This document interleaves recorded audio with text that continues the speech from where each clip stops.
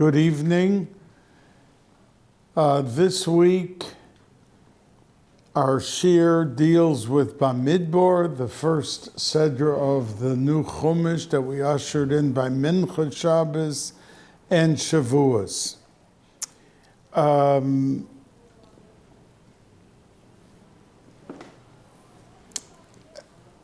Bamidbar is often translated numbers, because it's the only Chumash that there is a double counting of Klal Yisrael, one in our Parsha this week, and one in Parshas Pinchas later on in the Chumash.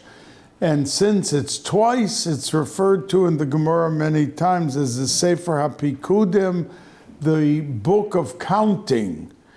And it makes it special. Now, at the very beginning of the Sedra, it says that the counting took place, kol zochar legulgelosam. Now, the word gulgelosam means skull, that each person was counted, but it's a very strange word to use in describing the counting process, that their skulls, we counted each individual, each human being, each person. But the Sforim say, and the Arizal explains, that the word gulgelosam could mean skull, but it also could mean gilgul, reincarnation, that a person who lived his life and had to keep Torah and mitzvahs, we quite often fall short of what we have to accomplish. That's why we have tshuva. If we did averis, we have an opportunity, a second chance to be able to correct it. Now, sometimes after 120 years, if someone didn't correct whatever he came down for, he has to be born again. And the Arizal says that when Moshe Rabbeinu was doing this counting, he looked at the person and he saw on the spot every gilgul, every time the person would have to be reborn once again until Mashiach would come. And there is in the Gemara a story of Rabbi Yishmael ben Elisha, who was a Kohen Gadol, and it was at the time of the Churban, and he had a daughter and a son. And the Gemara says they were exceedingly handsome and beautiful. And by the Churban, when families were broken up, his son and daughter were sold into slavery. And the owner of the son, the slave owner, realized that his slave had an appearance like no one else. And the daughter was sold likewise to someone who realized that she was beautiful beyond beautiful. And the owner, the Chazal say, of the boy said to the owner of the girl that, look at my slave, how handsome he is, and look at your slave, how beautiful she is.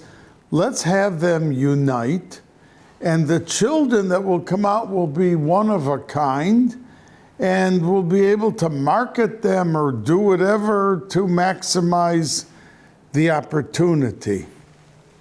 And the Gemara says that they were put into a room at night. It was pitch black. They did not see each other, and their owner told them what they wanted them to do. And one sat on one end of the room in the corner, and the other sat on the opposite end in the corner, and the boy cried out and said, I'm the son of a Kohen Gadol. I'm going to engage in this type of behavior? And the girl cried and said the same thing. I'm a Bas Kohen Gadol. They didn't know they were brother and sister.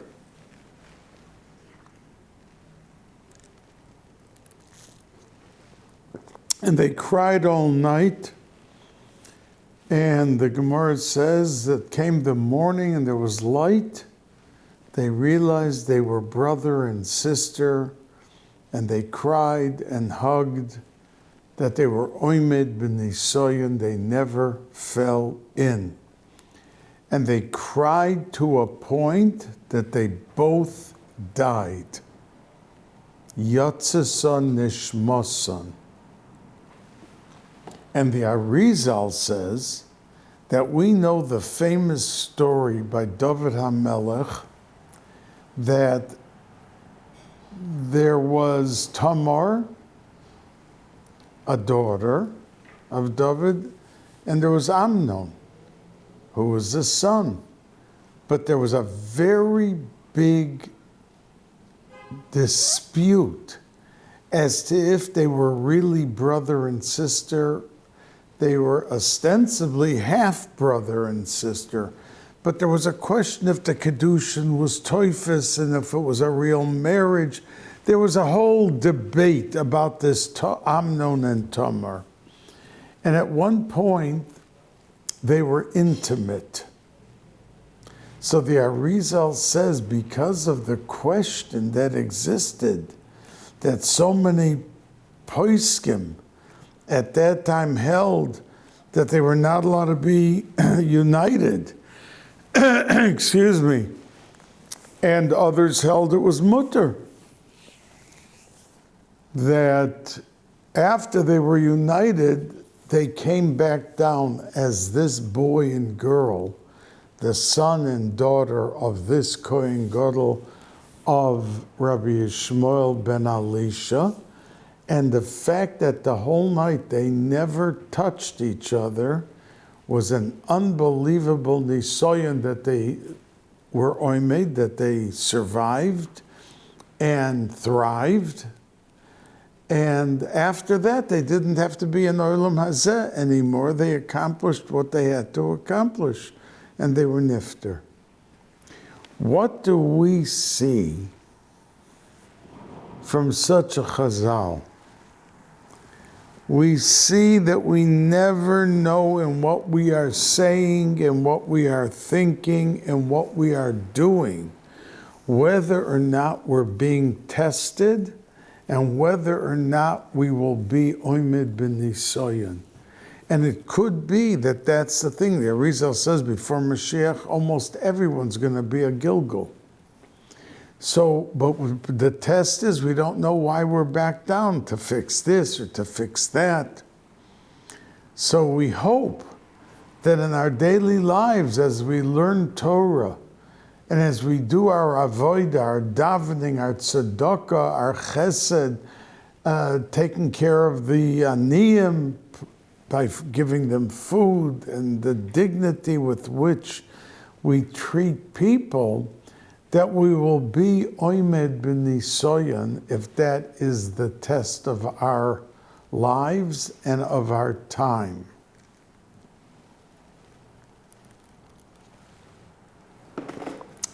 Now, the pasuk, when it says to count, uses a lashon of se'u. Now, in our pasuk, the word se'u means to count, but it's very unusual. Usually, psukim use limnos to count, lifkod, that there are so many other much more common, but to use the word se'u is uncommon. And the word se'u can go either way, because even though in our pasuk it means count, but se'u also means to lift up. And you find when Yosef was in the prison and the butler and the baker came to him to interpret the dream that they both had, Yosef said, in another 3 days, ba'od shloshes yamim, yisa paro es roishcha.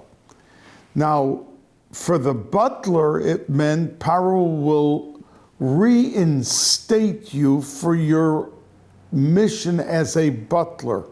You're going to be spared, you're not going to die, and the lashon he uses yisa, the same as our pasuk here, se'u. But for the baker, he said yisa paro es roshcha me'alecha, that you are going to be killed, hung, and Paro will lift up your head from your body. So you see that the word yisa, that se'u, could be used for the good or for the negative. And the message to each and every one of us, like it was then to Moshe Rabbeinu, you see, when a person is standing in a group of 500, let's say, he does not feel any uniqueness. He's one of a larger group. His importance, his dignity, his self-respect, it's not maintained because he feels he's just one of a larger group. There's nothing to him individually. But the word se'u was used specifically because if it only said limnos or lifkod, he was one of an ocean of people. But yisa or se'u here means that you have to count. We want the number. But at the same time, we want each and every person to feel that he is special, he is unique, and he has his special place amongst Klal Yisrael. And that's why the Meforshim say the word se'u is employed in the pasuk, because it wasn't just to get the number. It was to let every Yid know that you are special and you are another link in the chain of Klal Yisrael, and that you are able to have the dignity, the independence, and the self-respect of being a Yid in that link. And that message is loud and clear to each and every parent and each and every teacher and each and every Rav, that when we look at a class of 22 children, we can't just look at the class. Our goal has to bring out the best in each and every student and to recognize their uniqueness. One is a leader, one is a follower, but an excellent influence, that each and everyone can contribute to the totality of the unit of that classroom if the teacher studies and takes into her mind and heart each and every child to bring out the best of the talents and the abilities of that student. Now, the counting took place, and it also teaches us a lesson. Because, for instance, the Shevet Dan only had one son, and the son was deaf and dumb. He couldn't hear. Chushim ben Dan. Yet his Shevet, after the counting, had the second to largest number. It had 68,000, and only Shevet Yehuda with 72,000 was larger. Yet Binyamin had 34,000. Now, if you would have asked someone, Binyamin has 34,000, has 10 sons, and Dan has one son, who's going to end up with a larger Shevet? Most people would have said Definitely Binyamin. He's got 10 sons, and Dan has only one. Yet Dan was double the size of Binyamin, to show us that we in this world cannot make cheshbonos. We cannot stand back and say, well, this will be, that should be. That a student appears with no talent and will end up, he or she is a nobody in the classroom. And probably when they go later on in life, that he'll take his place as a husband and a father, as a regular Yid. And the outstanding student that you would project is going to become either the biggest Rosh Yeshiva or the richest businessman. And 30, 40 years later, we stand back and we say, look at that simpleton who is the head of who knows what. And we never, ever dreamt he would ever become such and such.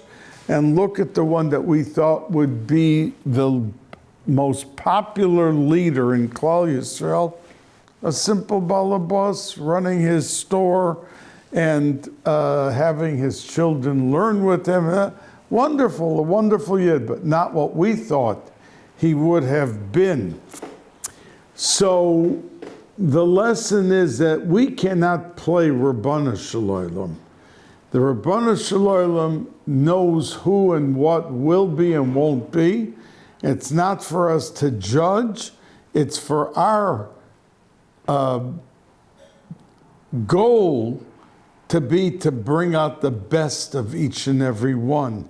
And what will the ripple effect be and what they will become or won't become is something that we have to just wait and see what the Rabbanu Shalom wants. Now, in this parsha, well, first let me say to you that the pasuk at the beginning of the Sedra says, Ish lamata, ish rosh leveis avosav hu.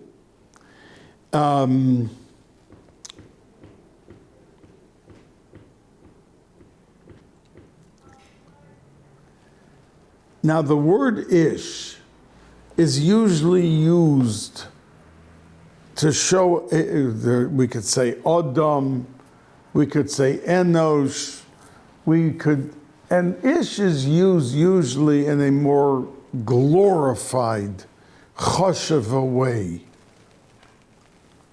And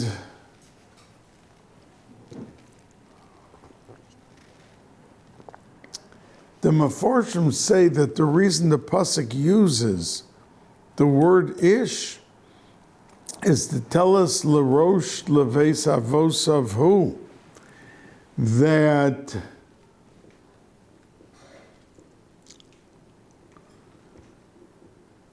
many times you have somebody who exudes a image of dignity and distinction and has to lead a certain role to maintain that image.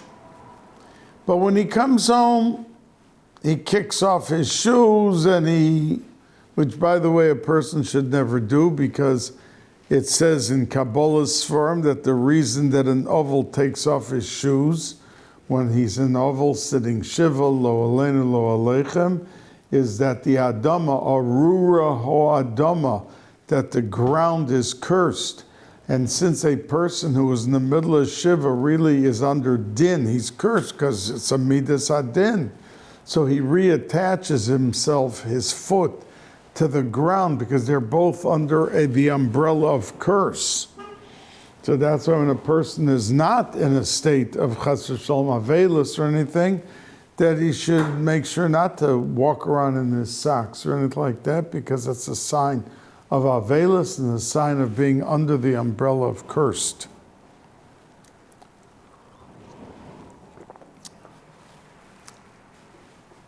But the Meforshim say that if you want to be true and truly the person of distinction, you can't just play the role outside.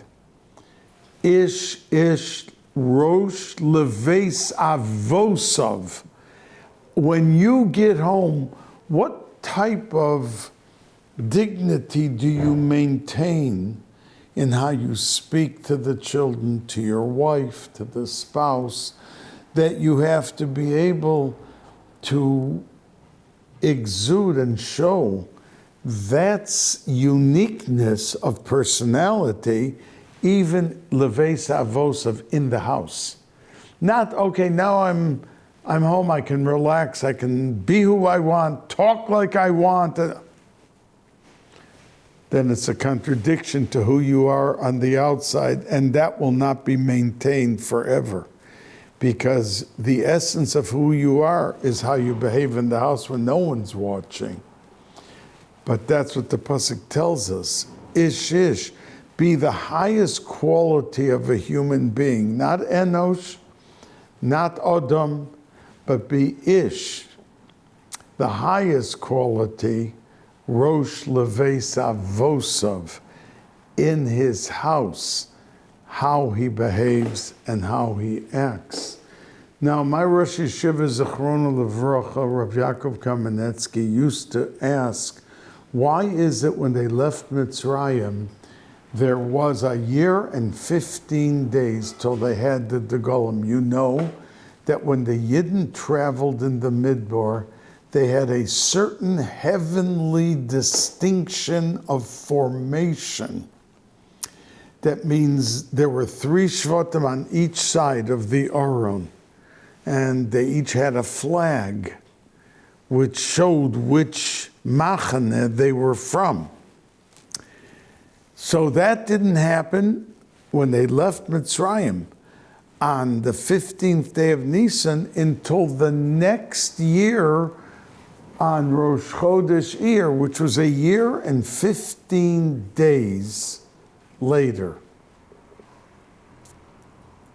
So why didn't it happen earlier, that they should have a distinct formation? I mean, how were they traveling? Just as they chose to mingle and to go, why was there no distinct formation earlier? So the Rosh Yeshiva answered and said, because they began the functioning of the actual Mishkan Rosh Chodesh Nisan, which was like a year later after they left Mitzrayim. And then the Aron came into its place in the middle, and it was around that, in the Mishkan, that the formation of where the Shvatim stood took place. And the Rosh Yeshiva said, if you don't have the centrality of purpose and goal with a Aron in between each and every Yid, you can't have sensible and effective formation. So when people want to get together and they want to have a group, let's say every Shabbos afternoon, or they want to be able to effectively have a summer program, you have to first formulate, what is the purpose? What do we want to bring out in the child who will be with us for 8 hours every day? It's the summer, we want him to relax. We'd like to have a pool that he could have a swim for an hour. We want him to feel healthier, to have sunshine and activity outside. But what are we doing in that program to formulate his midos, to refine a little bit? What contests are we going to be running? What are we going to be doing in the program? How are we going to teach, and what are we going to teach of the Sifrei Kodesh to improve and refine his love for learning of Torah. So we have to have purpose and we have to have goals and a tafkid in the totality of a day to be able to get a step closer to where we want ourselves and our children to be. Said the Rosh Yeshiva that when the Aron was in the middle of everything, now you can have formation, you can have the golem, because the centrality of purpose was the Torah, was the Aron. And that sharpened the trend of thought of each and every shevet and its travelers throughout the Midbar to not lose focus of what's expected of them and what's demanded of them.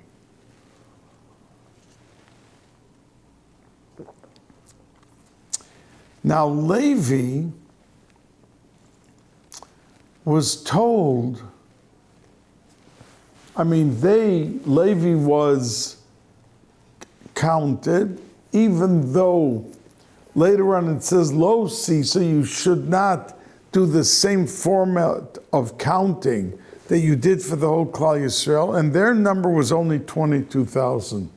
They were the smallest by far. And the Ramban asked a question, Shevet Levi, why didn't they have a greater number? And he answers and says, because there was a special bracha, Uvnei Yisrael paru vayishritzu vayirbu vayatzmu b'mod ma'od, that as they got hit on by the Mitzrayim, HaKadosh Baruch Hu gave a special bracha. You would think that they would start dying out and they would lessen and they would become smaller. There was a bracha that as they gave birth, even though they were so tired and they were so beaten on and they were such captives to the punishment, that it says that 6 in every birth took place. There wasn't just one baby, there were 6. So the rest of Klal Yisrael was larger, says the Ramban.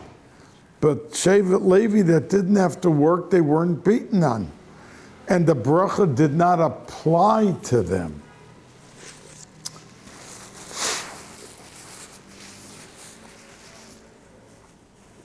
And that's why they didn't have a larger number. But the Meforshim want to point out the homiletic lesson of that pasuk. Means Levi was special.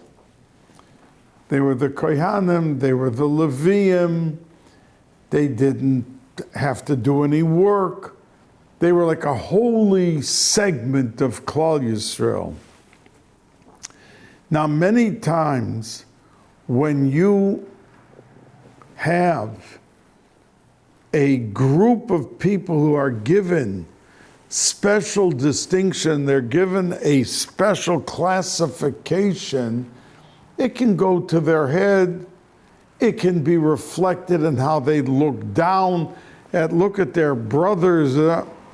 So of course it says that they named their kids Gershon, Kohasim, Merari, that they wanted every one of their children to remember, because it all means the description of the suffering, how blackened their teeth became from the shibud, and how Merari, how bitter it was, and Gershom, how they were driven away from their brethren to do the holy work of Klal Yisrael, but they were beaten on, and they were suffering, and the children were being thrown into the water. So, when it says in the pasuk, Lo Sisa, before we said the reason that the Lashon Sa'u, because it has many connotations and translations, and we want to learn from it a lesson in life of how to behave and how to treat others. So this likewise is the same thing, that to the Levium they were told, Lo Sisa, don't count them. And the homiletic lesson is, Lo Sisa, that it should not go to their heads. Don't think because you're not working and you're not sweating and you're not being beaten on that you're something higher or you're something better. Not at all. That the leadership role you have to have, and you have to cherish it, and you have to effectively be that leader, but don't let it go to your head that you lift yourselves up above Klal Yisrael and think that you're any better than anybody else. And that goes to the teacher of a classroom, that they look at a classroom, there's 6 children in my classroom, the fathers are not working, and there's trouble in the household, and there's this and that, but I, Baruch Hashem, have good shalom bayis. It could happen to anyone. And the lesson is to make sure that the structure and the backbone of your attitude is one of Besoch Ami, Anochi Yosheves. Now,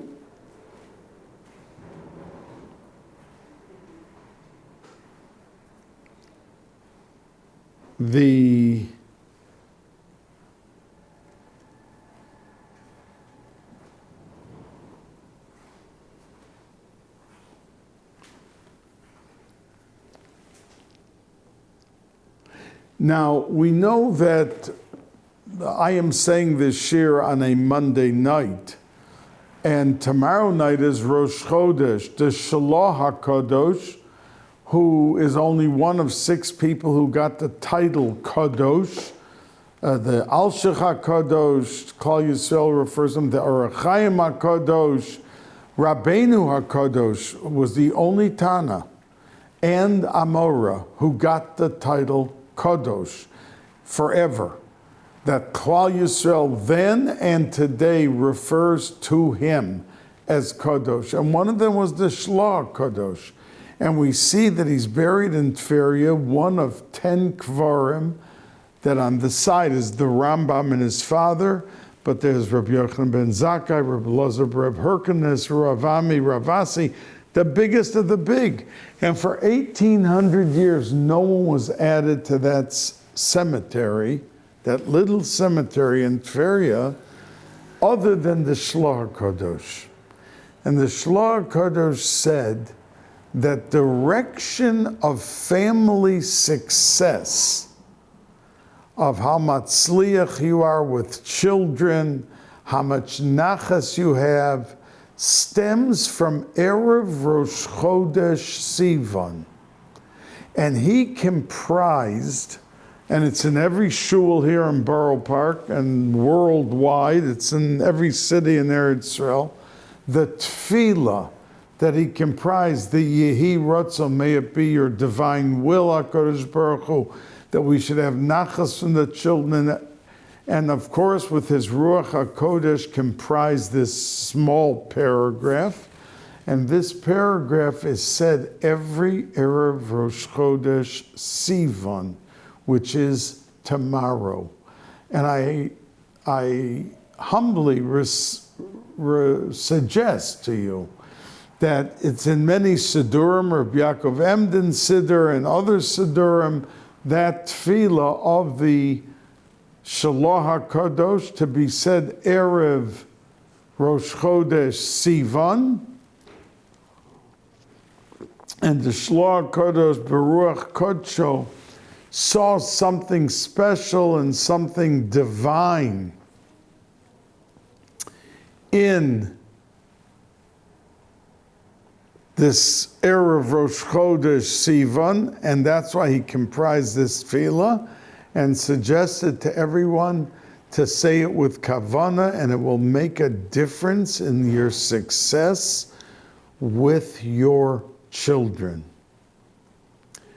So I wanted to mention that, and I wanted to say that the first 12 days of Sivan are special. The first day is Rosh Chodesh.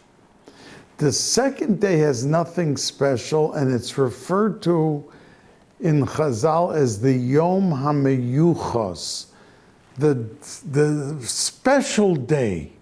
Special day. The day after the second, that means Gimel, Dalet, and Hey, are the Shloshes Yemei Hagbala, which Moshe Rabbeinu was told by HaKadosh Baruch Hu that Klal Yisrael should prepare themselves for Kabbalas HaTorah on the sixth day. And Moshe Rabbeinu was told by HaKadosh Baruch Hu to prepare for 2 days. And he added on a day. And HaKadosh Baruch Hu said, I am happy that you added on the day, that the preparation should be 3 days and not 2 like I said. And Moshe Rabbeinu instituted the 3, and people took guard of themselves in the preparation of Matan Torah. And then you have 2 days of Shavuos, Vav and Zayin. Then you have a week of Tashlumin. That if in the 2 days of Yom Tiv, a Yid did not get into his schedule every korban or eat from every korban that he had to, he was given a week afterward, which were called Tashlumin. From the first day of Sivan, Rosh Chodesh, and Rosh Chodesh, Sivan is always 1 day. Going through Yud Beis, which is the final day of the Tashlumin, the only day that doesn't have some distinction is the second day of Sivan. And the Chazal describe it and explain why they call it the Yom HaMeyuchos, the special day, is because if you see, let's say, somebody walking in Lahavdil with the President of the United States, you don't know who the person is. You ask somebody, who is that with the President? The President's walking with him, with his hand, his arm around his shoulder.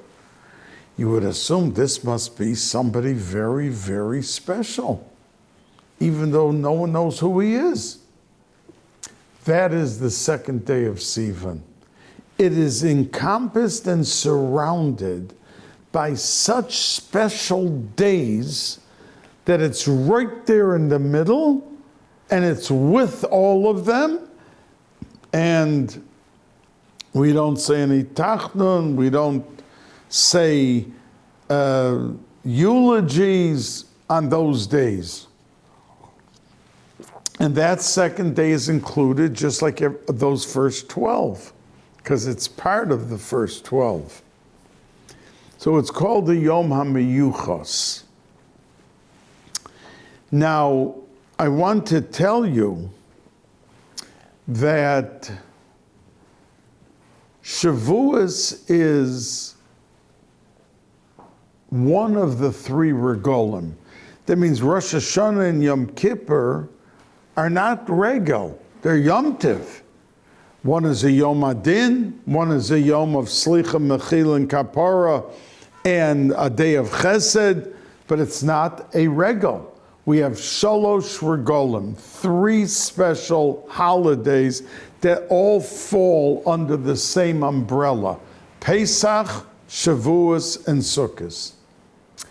Now the Chassam Sofer asks, if that is the case, why don't you have Chol HaMoed on Shavuos?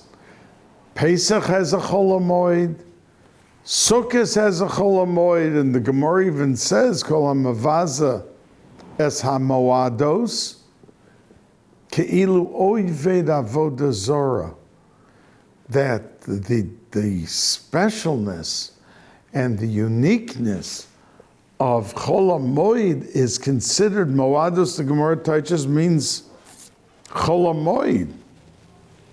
And no one should think that just because you can suddenly ride in a car on Chol HaMoed, it's like a separate madrega. but we have to wear the same Shabbos clothes. We have to have Seudos on Chol HaMoed. So why isn't there a Chol HaMoed on Shavuos? So the Chassam Sofer explains that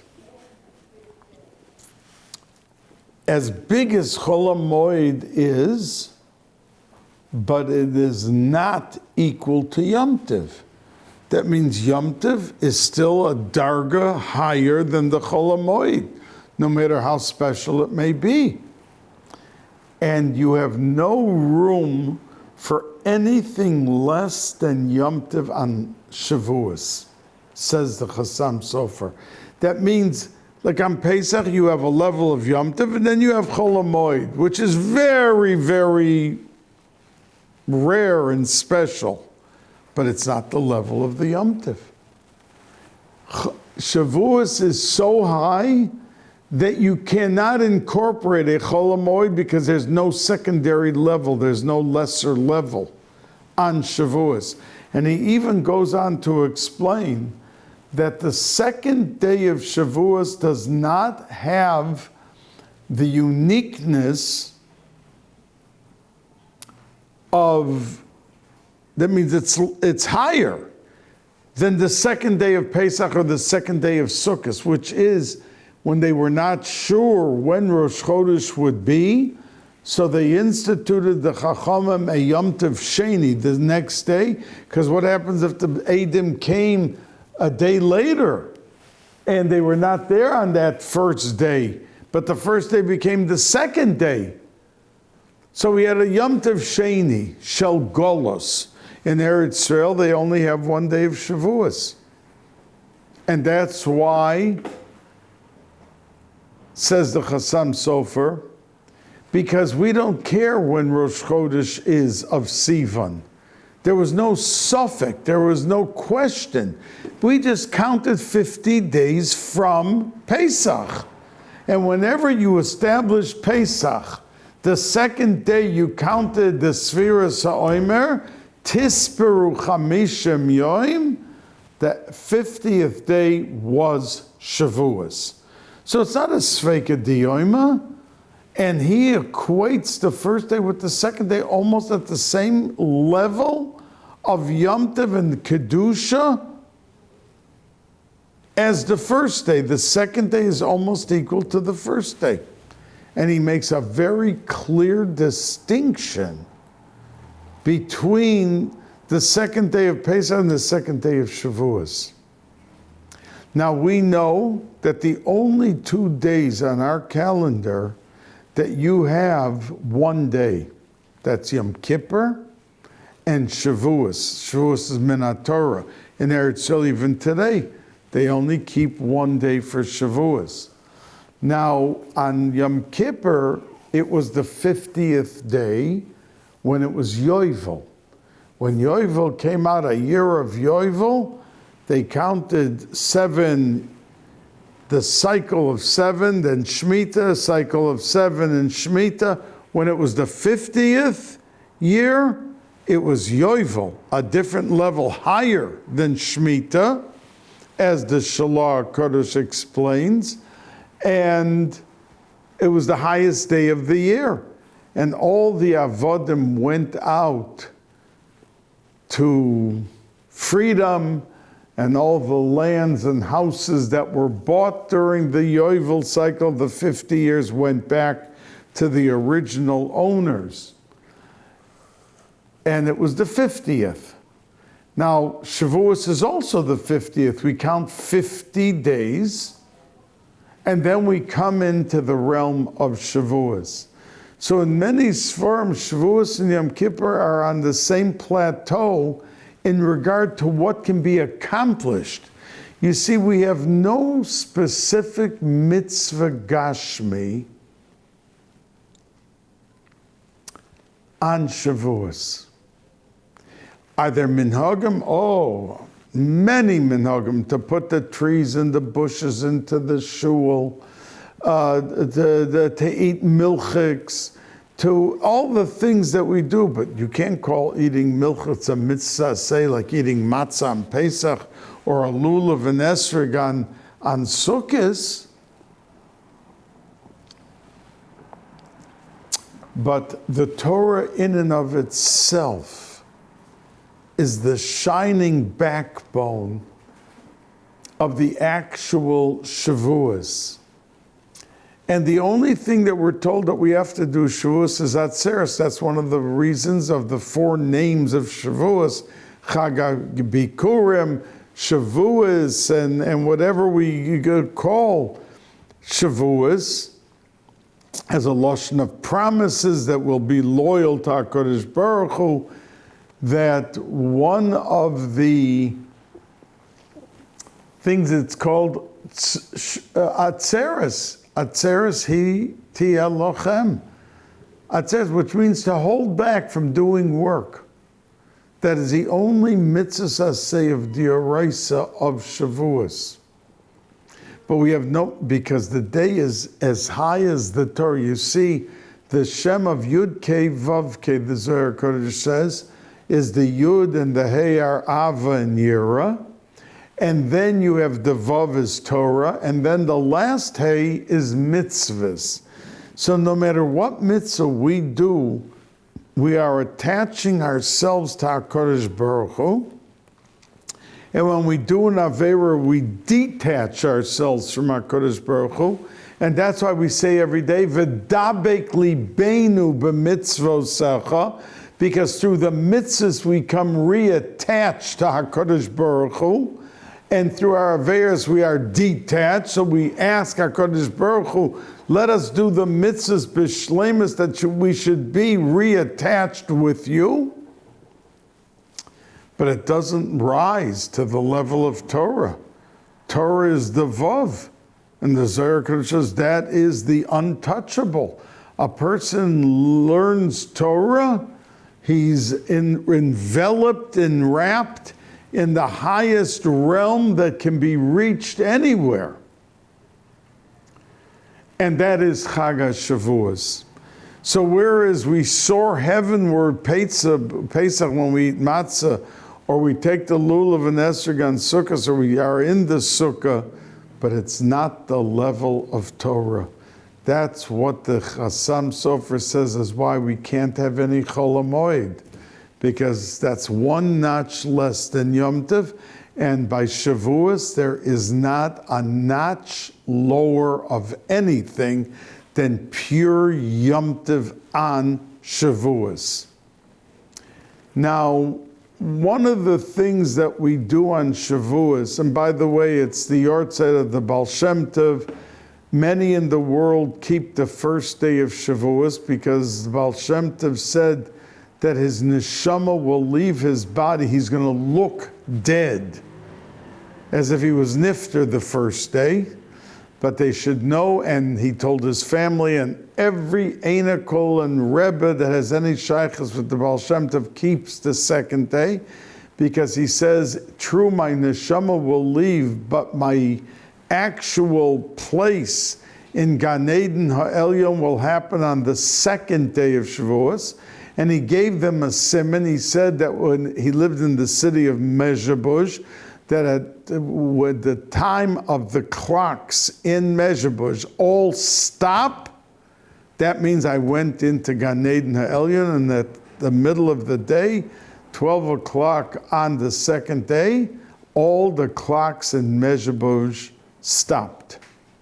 And that's why all the Einiklach of the Baal Shem Tov keep his yortzeit on the second day of Shavuos.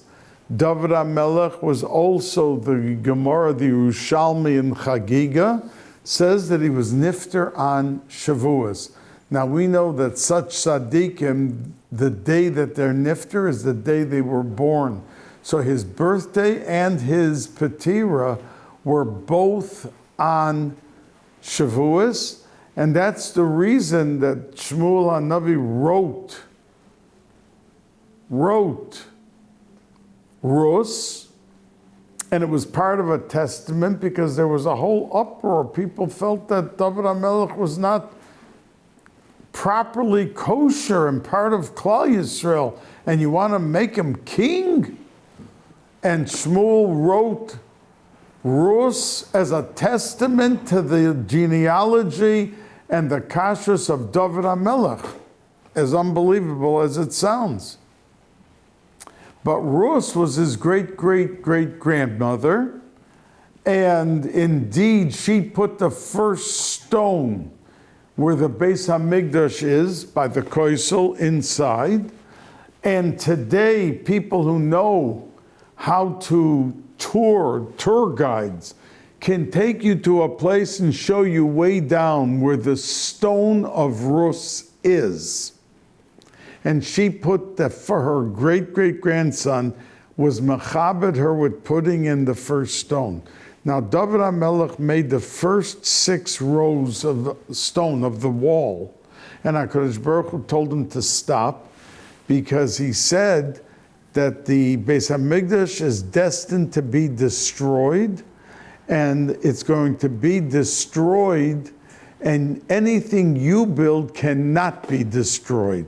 So your son, Shlomo, is going to finish and build the whole Bais HaMikdash, and that's what's going to end up being destroyed. But you can actually see the stone of Rus and the 6 rows that David HaMelech, which never was touched or destroyed in the history of time, as the leadership and governments and were ruled over Yerushalayim, and this was a battleground always for all of these wars, Hanukkah and everything else. But those rows were never ever touched. But because David HaMelech was born and lived his life and then was nifter on Shavuos, we read the book of Rus. Now, I want to share with you what a Medrash Balaturim also discusses at length. In Shemos, there is a pasuk, Vayelech ish mi Beis Levi. We know that Amram divorced his wife, and he said, what am I going to have a family to be thrown into the water by Paro? So he divorced his wife. His daughter Miriam was 4 years old and came to him and said, Tata, Gezei Roscha, your decree of getting divorced, and then all the men in your shevet, they all followed you, they all divorced their wives. It's kosher mi Paro, that it's worse than Paro. Paro said to kill only the boys, but you're, by not having family life, there's no boys, there's no girls. So it says, Vayelech ish, that Amram went, and the Medrash asked, what do you mean he went? Where did he go? And the Medrash answers and says, Vayelech, he went ba'atzas bito. He went with the advice of his daughter. His daughter came and said that you are worse than Paro, and he took her advice and remarried Yocheved. Now the Balaturim says that there are 2 places in the entire Torah that you have the lashon of Vayelech ish. One is Amram that we just spoke about, and the other is Avimelech, who we know that in the story of Rus, that Avimelech and his wife Naomi, that they were rich, and he was, the Gemara says in one opinion, Gadol Hador Hoya, that Avimelech was the greatest Talmud Chacham, and he was a Gevir Adir. And then he lost all of his money. And people were knocking at the door, and some Chazal say he ran off to Moab, moved out of Eretz Yisrael, out of Yerushalayim, and he went to Moab to get away from the embarrassment that he now had no more money. But others say, the Mekubalim, and this is what the Bach, the famous Bach that we keep half of our Shulchan Aruch is the Bach. He wrote a sefer, and he explains this Baal HaTurim. Why did the Baal HaTurim compared the Vayelech Ish of Amram to Yocheved to Avimelech, where it says Vayelech Ish mi Bais Lechem, that he went out of Eretz Yisrael and he went into Moab.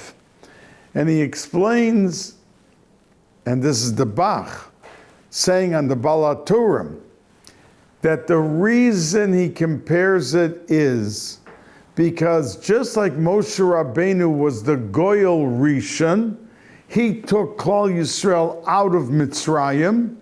He was the Goyal Rishon. He was the one who was asked to lead and to take Klal Yisrael out. Avimelech saw Beruach Kodsho that from Moab Mashiach has to come. And he felt that it wasn't happening, and he ended up moving out to Moab, and he didn't know who it would be and what would be, but he knew it was going to come from Moab. And the end of the story was that Boaz ended up marrying Rus, and he was 400 years old, and he was nifter. That day he lived with her only one night. That was the night that she expected, and she gave birth to what would become the genealogy of Mashiach ben David, from David HaMelech and Mashiach the Goyal Achron. So he saw the Vayelech Ish with Moshe Rabbeinu, the Goyal Rishon, and the Goyal Achron would come from there. That Boaz knew that there's an issue to marry into Moab, and he made the drasha that what the Torah answered was only the men, Moab, velo Moavis, not the women. So he could marry Rus, and that night he was nifter, right after he married her. It says that Boaz had 30 sons and 30 daughters, and that in his lifetime, all 30 sons and all 30 daughters died. And that he remarried, and his wife died. And then he married Rus, and he died. And the Gemara says, why did this happen? Because he made 120 sudos. He made l'chaims, a tanoim, for all 60 children, the 30 sons and the 30 girls. And he didn't invite Manoach. Manoach was the father of Shimshon HaGibor, and Chazal say that the Rabbanan Shalom said that for these 8 people I made the whole world. One of them was Shimshon HaGibor. One of the 8 was Shimshon HaGibor. And there's a dispute in the Gemara, was Manoach and Amoritz, because he says, the pasuk says, Vayelech Manoach achrei ishto, he went and walked behind his wife, and the halach is that the wife should walk behind the husband, or was he a tremendous Talmud Chacham?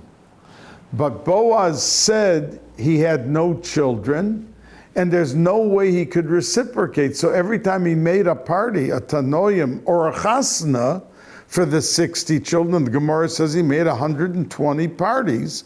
He never invited Manoach, because he felt that Manoach will come to his chasna and feel sad. He has no children. He can't invite Boaz back and reciprocate to the simcha.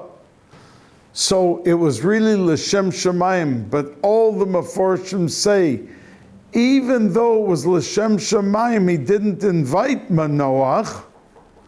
But with the best intention, he hurt his feelings, and every one of his children, lo aleinu, lo aleichem, died in his lifetime, because with the best intention, you can sometimes hurt someone's feeling, and it overrides your intention, and you're punished for it. like it happened to Boaz. So Boaz had tremendous chus. He married Rus, and from him Mashiach is coming out.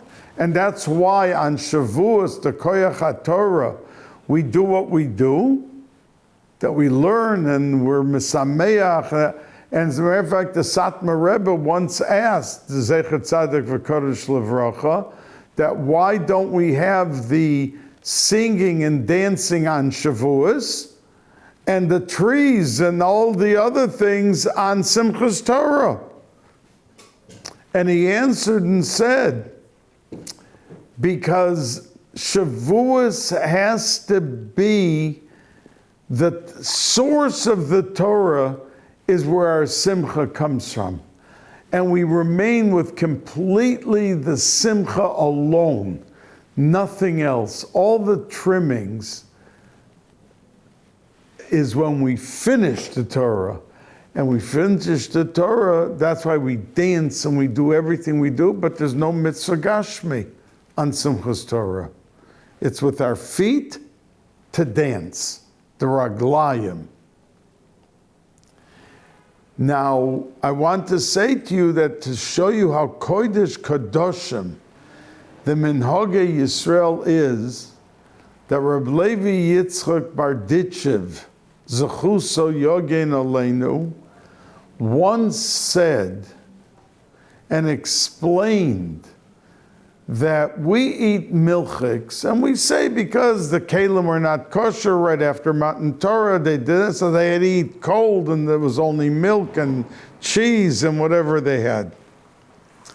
But Reb Levi Yitzchak Barditchev said, the word cholov is spelled ches lamed vez, and ches is begematria 8, and lamed is 30, and beis is 2.